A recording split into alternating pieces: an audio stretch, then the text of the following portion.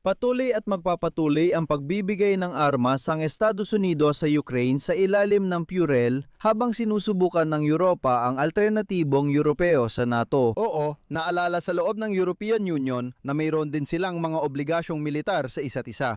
Sa gitna ng pagdududa tungkol sa suporta ng administrasyon ni Trump para sa Ukraine at kasabay pa ng digmaan sa Iran, biglang naglabas ng pahayag ang Pentagon na ikinatuwa ng Kyiv. Ang pangalawang pinuno ng Pentagon para sa mga usaping pampulitika na si Elbridge Colby sa huling pagpupulong sa Ramstein noong ika-15 at 16 ng Abril ay nagsabi na magpapatuloy ang supply ng armas para sa Ukraine sa ilalim ng programang PUREL. Kahit ano paman, bagamat mas kakaunti ang armas na ipapadala ng Estados Unidos sa mismong Europa. Nagpahiwatig din ang kampo ni Trump na dapat lumipat ang Europa sa sarili nitong mga armas, ngunit hindi ito tungkol sa Ukraine. At ito ay opisyal na pahayag na dapat magtapos sa lahat ng manipulasyon ayon na rin sa sinabi ng Pentagon. Kasabay nito, magsasagawa ang European Union ng unang malakihang military exercise para paigtingin ang mekanismo ng pagtutulungan sakaling magkaroon ng armadong agresyon laban sa isa sa mga bansang kasapi ng EU. At hindi ito ehersisyo ng NATO. Ito ang unang ehersisyo na eksklusibo para sa mga bansa ng European Union.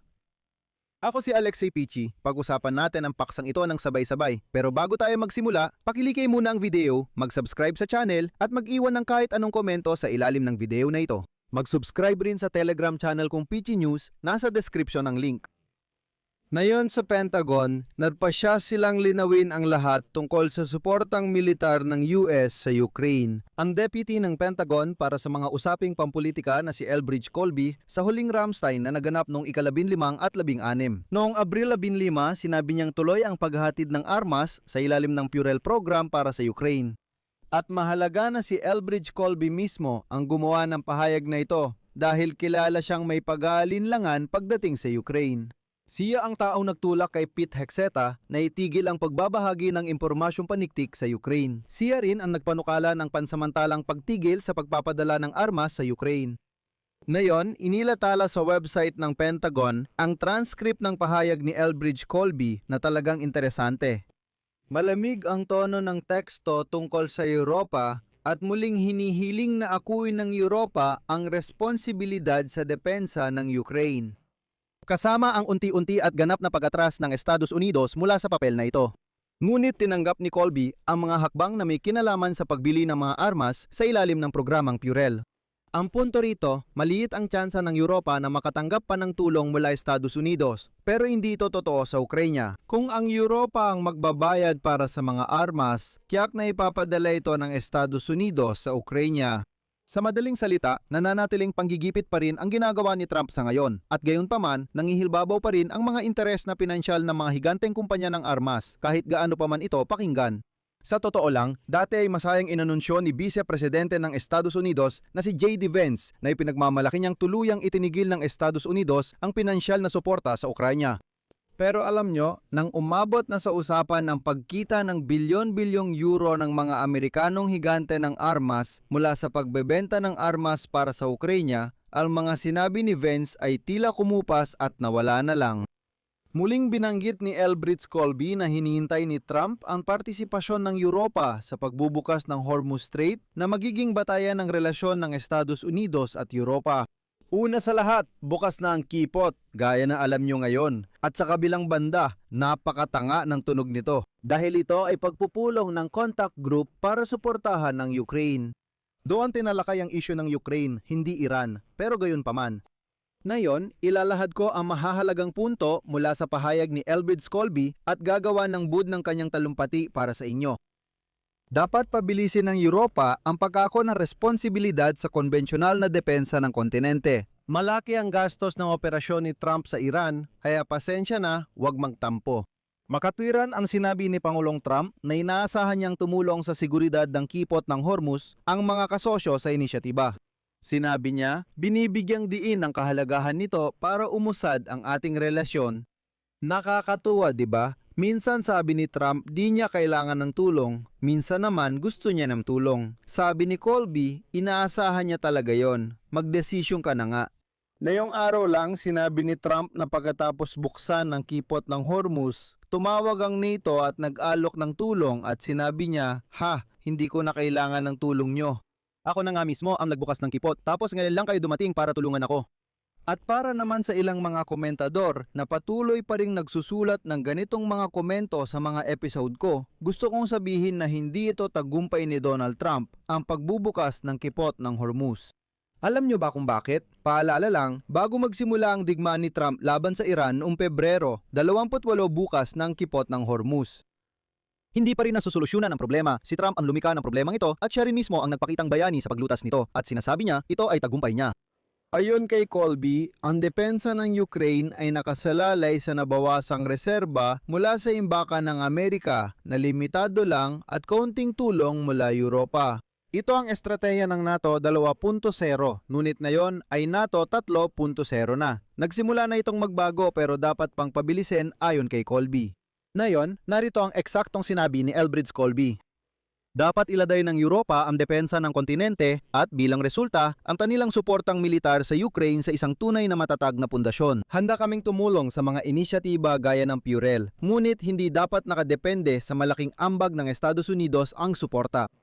Mahalaga ang mabilis na papapanumbalik ng reserba ng bala sa Europa at ang pag-alis ng mga hadlang sa kalakalan na humahadlang sa potensyal ng industriya ng kontinente. Handa kaming sumuporta at makipagtulungan sa inyo tungkol dito. Ang pagbuo ng maasahan, may kakayahan at integradong industriyang pangdepensa ng Europa ay hindi lang simpleng hangarin, kundi mahalaga para sa epektibong pagpigil at depensa. Makasaysayan ang pagkakataong ito para sa pagkakaisa ng depensa ng Europa at muli handa kaming suportahan ito. Magiging napakahalaga nito para makamit ang pagtatapos ng digmaan sa Ukraine sa mga kondisyong sumusuporta. Tulad ng alam ninyo, patuloy na nagbibigay ang Estados Unidos ng armas at kagamitan sa Ukraine sa ilalim ng inisyatibong Purell. Hinihikayat namin ang Europa na gamitin ito para matugunan ang pangunahing pangangailangan ng Ukraine. Diretsahang sinabi ni Colby na tuloy ang pagpapadala ng armas sa ilalim ng Purell. Kayo ang pangunahing magbabayad at hindi kami titigil. Mahalaga ring banggitin ang Ukraine. Sa ngayon, aktibong kumipirma ang Ukraine ng mga kasunduang pangdepensa sa iba't ibang bansa sa Europa na naglalayong magtatag ng mga pinagsamang negosyong pangdepensa upang ang Ukraine at Europa ay makapagsupply ng armas para sa kanilang sarili. Ibig sabihin, iyan mismo ang sinasabi ni Elbridge Colby. Ayon kay Colby, kailangan pabilisin ng Europa ang paglipat sa NATO 3.0 na ibig sabihin ay dagdag gastusin sa depensa at pagtutok sa sariling depensa ng Europa. Narito ang CP. Ang tuloy-tuloy at makabuluhang daloy ng mga ambag ng Europa sa inisyatibang Purell para sa Ukraine ay magiging isang positibong senyales ng ganitong mga pagbabago. Ngunit mas mahalaga, kailangang palakasin ng Europa ang kanilang kakayahan upang matugunan ang mga pangangailangang ito ng mag-isa.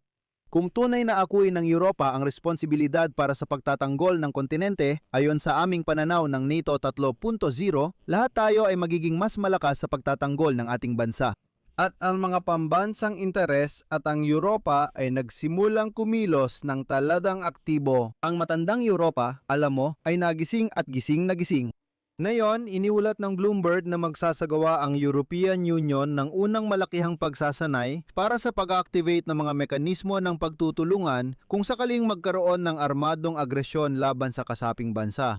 Ang mga pagsasanay na ito ay gagayahin ang proseso ng pagdedesisyon kapag ang isang bansa sa European Union ay humingi ng tulong militar mula sa iba pang miyembro.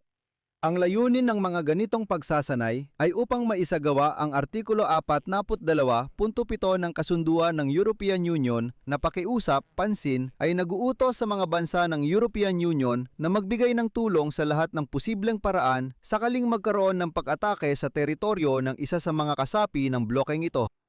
Mas mahigpit ang formulasong ito sa legal na aspeto kumpara sa Artikulo 5 ng Charter ng NATO na tumutukoy lang sa mga aksyong itinuturing ng mga kaalyado na kailangan. Kung hindi mo pa rin naiintindihan, uulitin ko at ipapaliwanag. Oo, sinimula na ng European Union na paunlarin ang sarili nitong pangmilitar na bahagi sakaling tuluyang mabuwag ang NATO o kaya naman ay umatras ang Estados Unidos. Dito ako maglalagay ng 3 tuldok. Ang inyong mga konklusyon, ang inyong opinyon tungkol dito, isulat ninyo sa mga komento. At kung gusto ninyong suportahan ang trabaho ng channel na ito, maaari ninyo itong gawin gamit ang mga link at detalye sa description ng video na ito. Magpapasalamat ako sa inyong mga donasyon. Hanggang dito na lang. Ingatan ninyo ang inyong sarili. Paalam sa lahat.